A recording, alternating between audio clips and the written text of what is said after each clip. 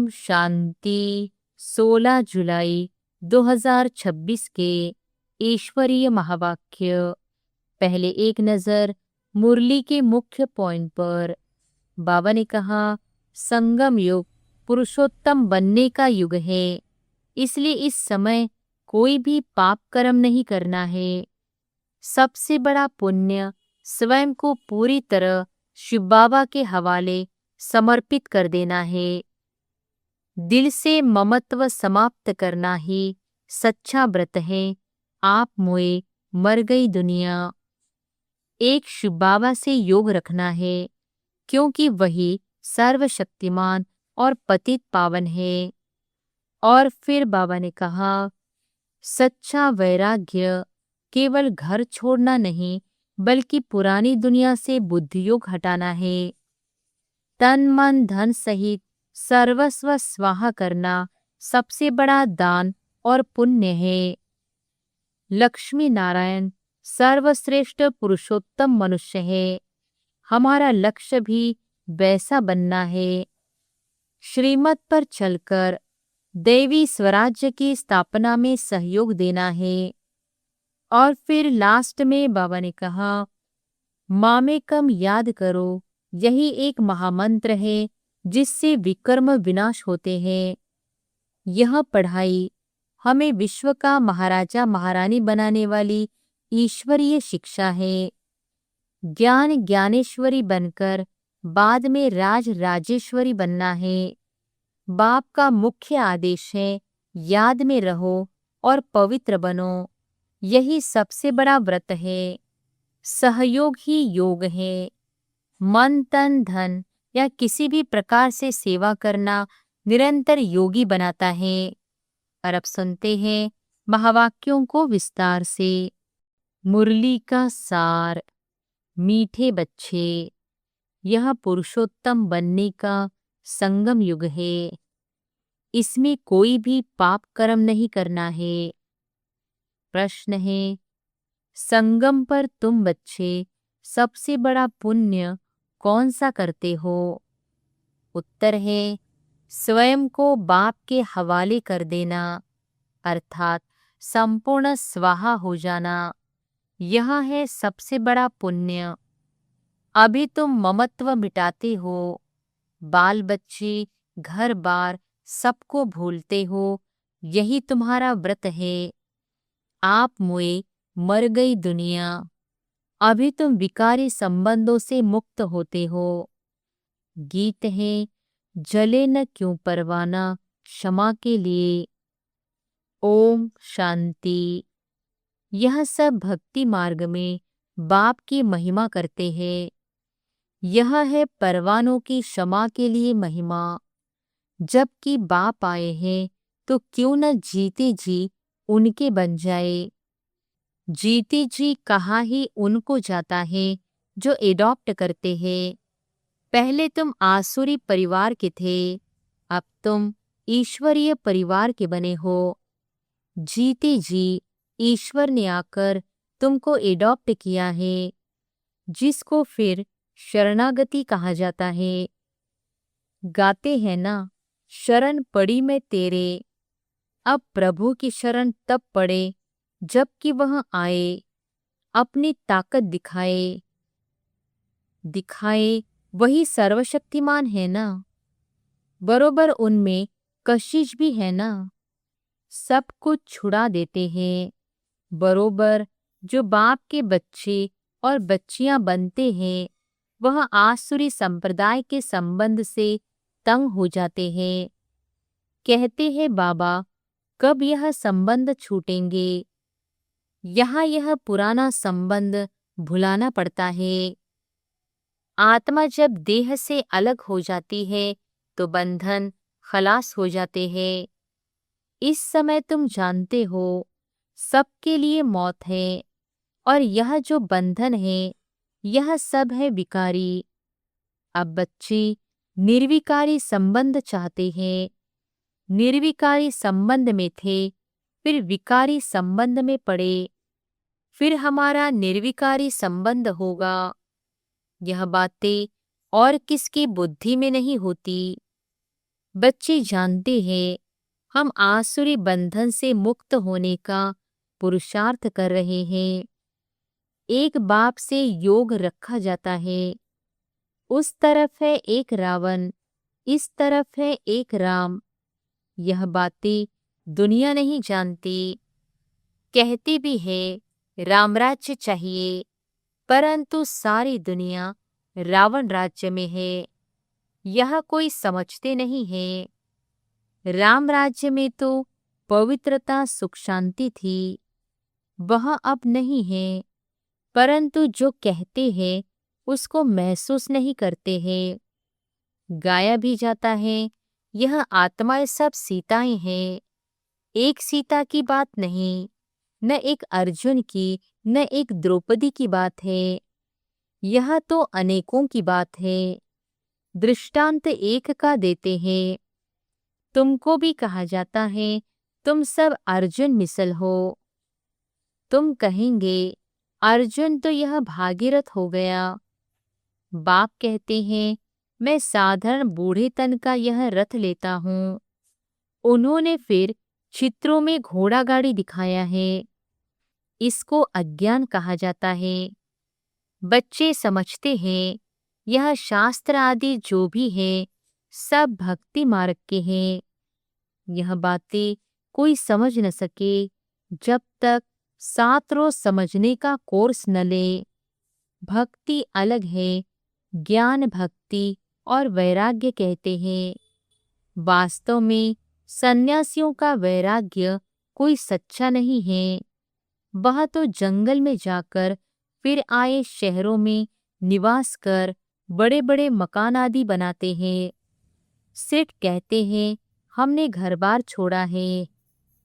तुम्हारा है सारी पुरानी दुनिया से वैराग्य। यथार्थ बात यह है, वह है हद की बात। इसलिए उनको हठ योग, हद का वैराग्य कहा जाता है। तुम बच्चे जानते हो यह पुरानी दुनिया अब खत्म होनी है। इसलिए जरूर इससे वैराग्य आना चाहिए। बुद्धि भी कहती है नया घर बनता है तो पुराने को तोड़ा जाता है। तुम जानते हो अभी तैयारी हो रही है। कलयुग के बाद फिर सतयुग जरूर आएगा। अभी यह है पुरुषोत्तम संगम युग। पुरुषोत्तम मास भी होता है। तुम्हारा है पुरुषोत्तम युग। पुरुषोत्तम मास में दान पुण्य आदि करते हैं। तुम इस पुरुषोत्तम युग में सर्वस्व स्वाहा कर लेते हो। जानते हो यह सारी दुनिया ही स्वाहा होनी है। तो सारी दुनिया का सर्वस्व स्वाहा होने के पहले हम अपने को क्यों न स्वाहा करें। इसका तुमको कितना न पुण्य मिलेगा। वह है हद का पुरुषोत्तम मास। यह तो बेहद की बात है। पुरुषोत्तम मास में बहुत कथाएं सुनते हैं, व्रत नियम रखते हैं। तुम्हारा तो बड़ा भारी व्रत है। तुम्हारे भले बाल बच्चे घर बार आदि सब है, परंतु दिल से ममत्व मिट गया है। आप मोए मर गई दुनिया। तुम जानते हो यह सब खत्म हो जाएंगे। हम बाप के बने हैं पुरुषोत्तम बनने के लिए। सर्व पुरुषों में अर्थात मनुष्यों में उत्तम पुरुष यह लक्ष्मी नारायण सामने खड़े हैं। इनसे उत्तम कोई भी मनुष्य हो नहीं सकता। लक्ष्मी नारायण विश्व के मालिक थे। तुम आए हो ऐसे पुरुषोत्तम बनने। सभी मनुष्य मात्र सद्गति को पाते हैं। मनुष्यों की आत्मा पुरुषोत्तम बन जाती है तो फिर उनके रहने का स्थान भी ऐसा उत्तम होना चाहिए। जैसे प्रेसिडेंट सबसे ऊंच पद पर है तो उनको रहने के लिए राष्ट्रपति भवन मिला है। कितना बड़ा महल, बगीचा आदि है। यह हुई यहाँ की बात। रामराज्य को तो तुम जानते हो। तुम सतयुगी पुरुषोत्तम बनते हो, फिर यह कलयुगी पुरुषोत्तम रहेंगे नहीं। तुम सतयुगी पुरुषोत्तम बनने के लिए पुरुषार्थ कर रहे हो। तुम जानते हो हमारे महल कैसे बने हुए होंगे। कल रामराज्य होगा, तुम रामराज्य में पुरुषोत्तम होंगे। तुम चैलेंज करते हो कि हम रावण राज्य को बदल राम राज्य स्थापन करेंगे। अब चैलेंज किया है तो एक दो को पुरुषोत्तम बनाना है। भविष्य 21 जन्म के लिए देवताओं की महिमा गाते हैं। सर्वगुण संपन्न, अहिंसा परमो देवी देवता धर्म। तुम जानते हो और कोई मनुष्य नहीं जानते। तुम दूसरे जन्म में पुरुषोत्तम बनेंगे, फिर इस रावण राज्य का कोई नहीं रहेगा। अभी तुमको सारा ज्ञान है, अब रावण राज्य ही खत्म होना है। आजकल तो समय का भी कोई भरोसा नहीं है। अकाले मृत्यु हो जाती है अथवा किसकी दुश्मनी हुई तो उड़ा देते हैं। तुमको तो कोई उड़ा न सके। तुम अविनाशी पुरुषोत्तम हो, यहाँ है विनाशी, सो भी रावण राज्य में। इनको तुम्हारे दैवी राज्य का पता ही नहीं है। तुम जानते हो हम अपना दैवी स्वराज्य स्थापन कर रहे हैं श्रीमत पर। जिनकी पूजा होती है वह जरूर अच्छा कर्तव्य करके गए हैं, यह तुम जानते हो। देखो जगदम्बा की कितनी पूजा है। अब यहाँ है ज्ञान ज्ञानेश्वरी। तुम जगदम्बा की बच्चियां हो। ज्ञान ज्ञानेश्वरी और राज राजेश्वरी दोनों में उत्तम कौन? ज्ञान ज्ञानेश्वरी के पास जाकर अनेक प्रकार की मनोकामनाएं सुनाते हैं, अनेक चीजें मांगते हैं। जगदम्बा के मंदिर और लक्ष्मी नारायण के मंदिर में बहुत फर्क है। जगदम्बा का मंदिर बहुत छोटा है। छोटी जगह में भीड़ मनुष्य पसंद करते हैं। श्रीनाथ के मंदिर में भी बहुत भीड़ होती है। कपड़े का सोंटा लगाते रहते हैं हटाने के लिए। कलकत्ते में काली का मंदिर कितना छोटा है। अंदर बहुत तेल और पानी रहता है। अंदर बड़ी खबरदारी से जाना पड़ता है, बहुत भीड़ रहती है। लक्ष्मी नारायण का मंदिर तो बहुत बड़ा होता है। जगदम्बा का छोटा क्यों? गरीब है ना, तो मंदिर भी गरीबी का है। वह साहूकार है तो मंदिर में कब मेला नहीं लगता है। जगदम्बा के मंदिर पर बहुत मेले लगते हैं, बाहर से बहुत लोग आते हैं। महालक्ष्मी का मंदिर भी है, यह भी तुम जानते हो। इसमें लक्ष्मी भी है तो नारायण भी है। उनसे सिर्फ धन मांगते हैं क्योंकि वह धनवान बनी है ना।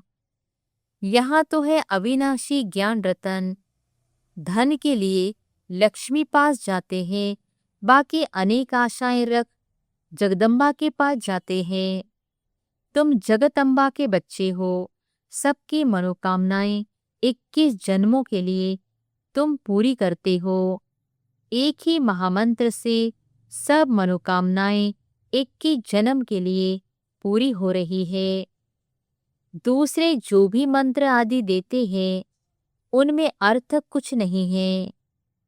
बाप समझाते हैं यह मंत्र भी तुमको क्यों देता हूँ, क्योंकि तुम पतित हो ना।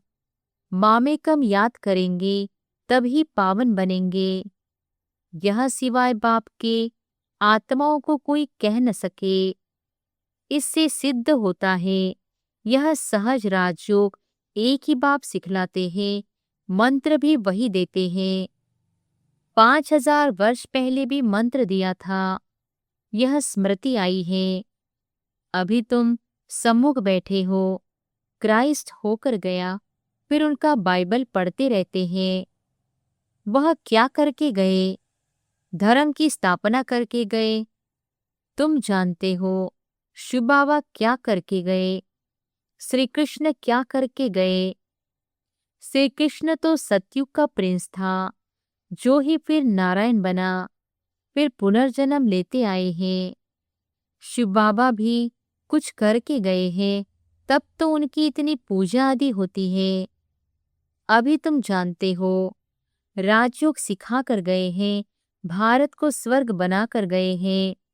जिस स्वर्ग का पहला नंबर मालिक खुद नहीं बने, वह तो श्री कृष्ण बना। जरूर श्री कृष्ण की आत्मा को पढ़ाया। तुम समझ गए हो, श्री कृष्ण की वंशावली तुम बैठे हो। राजा रानी को मात पिता अन्नदाता कहते हैं। राजस्थान में भी राजा को अन्नदाता कहा जाता है। राजाओं की कितनी मान्यता होती है। आगे सब शिकायतें राजा के पास आती थी, दरबार लगती थी। कोई भूल करते थे तो बहुत पछताते थे।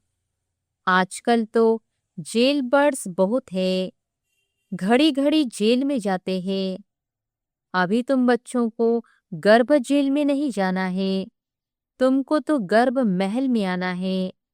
इसलिए बाप को याद करो तो विकर्म विनाश होंगे। फिर कब गर्भ जेल में नहीं जाएंगे। वहां पाप खोता नहीं है, सब गर्भ महल में रहते हैं। सिर्फ कम पुरुषार्थ के कारण कम पद पाते हैं। ऊंच पद वालों को सुख भी बहुत रहता है। यहाँ तो सिर्फ 5 वर्ष के लिए गवर्नर प्रेसिडेंट मुकर्रर करते हैं। तुम समझा सकते हो कि भारत ही दैवी राजस्थान बना। अभी तो न राजस्थान है और न राजा रानी है। आगे कोई गवर्नमेंट को पैसा देते थे तो महाराजा महारानी का टाइटल मिल जाता था।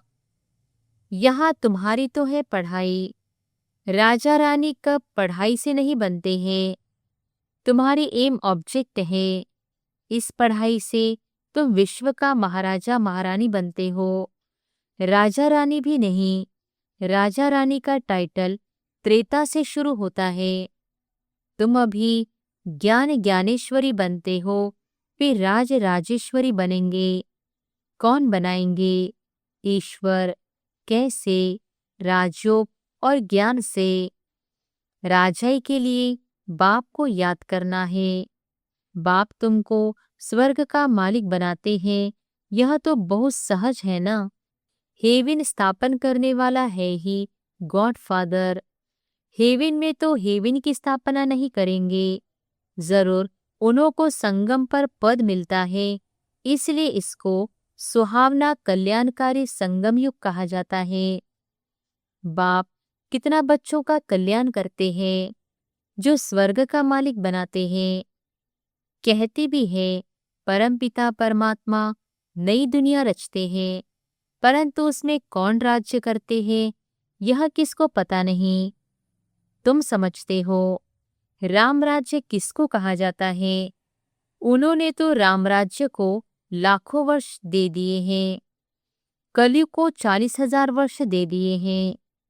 बाप कहते हैं मैं आता ही हूँ संगम पर, आकर ब्रह्मा द्वारा विष्णुपुरी की स्थापना करता हूँ।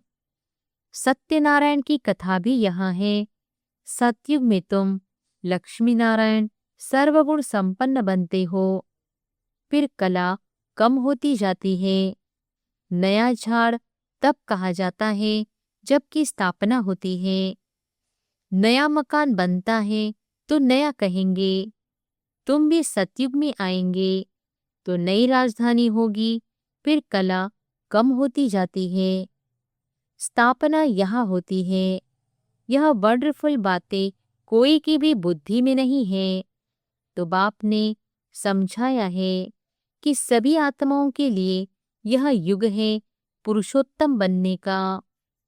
जीवन मुक्ति को पुरुषोत्तम कहा जाता है, जीवन बंध को पुरुषोत्तम नहीं कहेंगे।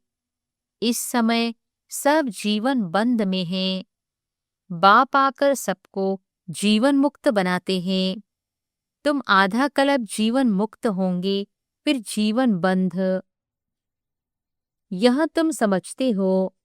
तुम्हारा व्रत नियम क्या है? बाबा ने आकर व्रत रखवाया है। खान पान की बात नहीं है। सब कुछ करो, सिर्फ एक तो बाप को याद करो और पवित्र बनो। पुरुषोत्तम मास में बहुत करके पवित्र भी रहते होंगे। वास्तव में इस पुरुषोत्तम युग का मान है तो तुमको कितनी खुशी, कितना नशा होना चाहिए। अब तुमसे कोई पाप कर्म नहीं होना चाहिए क्योंकि तुम पुरुषोत्तम बन रहे हो। अच्छा, मीठे मीठे सिकिलधे बच्चों प्रति माता पिता बाप दादा का याद प्यार और गुड मॉर्निंग। रूहानी बाप की रूहानी बच्चों को नमस्ते। धारणा के लिए मुख्य सार। पहली पॉइंट, इस पुरुषोत्तम युग में जीवन मुक्त बनने के लिए पुण्य कर्म करने हैं। पवित्र जरूर रहना है। घर बार आदि सब होते दिल से ममत्व मिटा देना है। दूसरी पॉइंट, श्रीमत पर अपने तन मन धन से दैवी राज्य स्थापन करना है। पुरुषोत्तम बनाने की सेवा करनी है। वरदान है, सहयोग द्वारा स्वयं को सहज योगी बनाने वाले निरंतर योगी भव। सहयोग द्वारा स्वयं को सहज योगी बनाने वाले निरंतर योगी भव। संगम युग पर बाप का सहयोगी बन जाना यही सहज योगी बनने की विधि है। जिनका हर संकल्प, शब्द और कर्म बाप की व अपने राज्य की स्थापना के कर्तव्य में सहयोगी रहने का है, उसको ज्ञानी, योगी, आत्मा, निरंतर सच्चा सेवाधारी कहा जाता है। मन से नहीं तो तन से नहीं तो धन से भी नहीं तो जिसमें सहयोगी बन सकते हो उसमें सहयोगी बनो, तो यह भी योग है। जब हो ही बाप के तो बाप और आप, तीसरा कोई न हो। इससे निरंतर योगी बन जाएंगे। स्लोगन है, संगम पर सहन करना अर्थात मरना ही स्वर्ग का राज्य लेना है। संगम पर सहन करना अर्थात मरना ही स्वर्ग का राज्य लेना है। ये अव्यक्त इशारे ज्वाला स्वरूप स्थिति में रहे। शक्तिशाली याद का अनुभव करो। समय प्रमाण रहे हुए जो भी मन की संबंध संपर्क के हिसाब किताब है उसी ज्वाला स्वरूप याद में भस्म करो। लगन है, इसमें बाप दादा भी पास करते हैं, लेकिन अभी लगन को अग्नि रूप में लाओ। विश्व में जो चारों ओर भ्रष्टाचार, अत्याचार की अग्नि जल रही है, वह आप बच्चों की योग अग्नि से, ज्वाला रूप याद से समाप्त हो जाएंगे। अच्छा, ओम शांति।